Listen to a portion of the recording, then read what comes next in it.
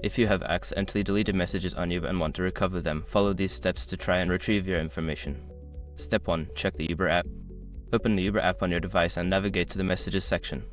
Sometimes, messages may not be fully deleted and can still be found here. Step 2. Review email notifications. Look through your email for any notifications from Uber. If you have email notifications enabled, you may find copies of important messages in your inbox. Step 3. Contact Uber support. If you cannot find your messages, reach out to Uber support through the app or their website.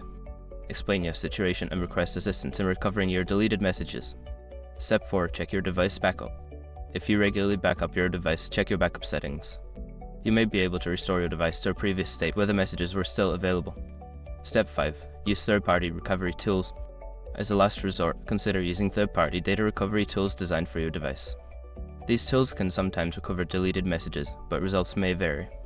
In conclusion, while recovering deleted messages on Uber can be challenging, following these steps may help you retrieve important information. Always remember to back up your data regularly to prevent future loss.